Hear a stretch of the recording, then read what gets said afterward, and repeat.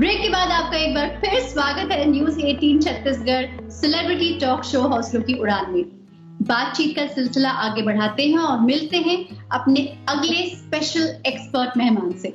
हमारे अगले special guest है doctor Gaurav Tripathi, DM cardiologist and consultant, Suyash hospital, Raipur, Chhattisgarh. Doctor साहब, आपका बहुत बहुत स्वागत है हमारे शो में।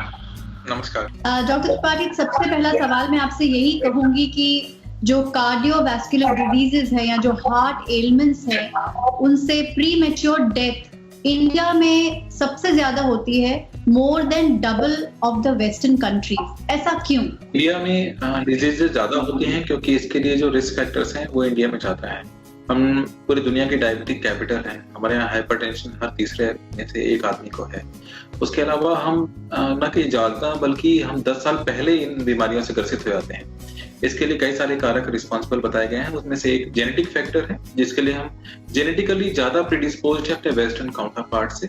और दूसरा एक फैक्टर जो बताया गया है वो है कि lack of antioxidants in our diet.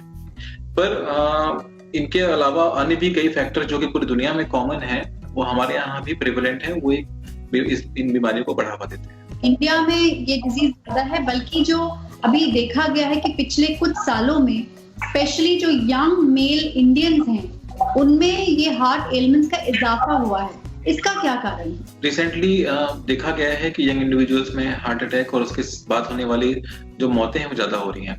देखिए, जो हार्ट अटैक यंग इंडिविजुअल्स में होता है उसमें सडन कार्डियक डेथ का इंसिडेंस ज्यादा होता है बजाय कि उनके ओल्डर काउंटर पार्ट्स की तुलना में। और रही बात हिंदुस्तान में ऐसा क्यों बढ़ रहा है, इसके दो कारक महत्वपूर्ण हैं। पहला तो धूम्रपान की अधिकता। युवाओं में धूम्रपान का प्रचलन काफी बढ़ा है पिछले कुछ समय में हिंदुस्तान में और दुनिया भर में। इसके अलावा स्ट्रेस की अधिकता, तनाव बहुत ज्यादा बढ़ा है क्योंकि कैरियर को लेकर ओरिएंटेशन और ये मार्केट ओरिएंटेड जो अप्रोच है, इस वजह से स्ट्रेस रिसेंटली काफी बढ़ा है।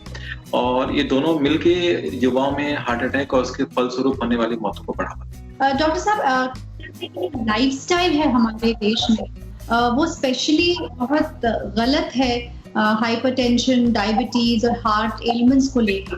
तो किस तरह से हम अपनी लाइफस्टाइल को बदल कर इन सब डिजीजेस से बचाव कर सकते हैं? फिजिकल एक्टिविटी पिछले कुछ समय में बहुत कम हुई है। स्क्रीन डिपेंडेंस बढ़ा है, हमारी फिजिकल एक्टिविटी कम हुई है। और इसी दौरान जो हाई कैलोरी डाइट है वो हमारे इंडिया में इंट्रोड्यूस हुई। पहले हम जो ट्रेडिशनल डाइट्स को यूज करते थे वो मल्टीग्रेन डाइट्स होती थी। अब इसके बाद हाई कैलोरी डाइट का इंट्रोडक्शन हुआ। एट द सेम टाइम हमारी फिजिकल एक्टिविटी कम हुई, जो काम करने की क्षमता है वो कम हुई। तो ये दोनों का जो मिला जुला फलस्वरूप है वो एक लाइफस्टाइल डिजीजेस की अधिकता के रूप में हमें दिखता है हमारी सोसाइटी। हमें कुछ टेस्ट जो हैं या जो प्रिकॉशनरी डायग्नोस्टिक टेस्ट हमें करते रहना चाहिए, क्या उसके बारे में आप कुछ हमारे दर्शकों को कहना चाहेंगे, एडवाइस देना चाहेंगे?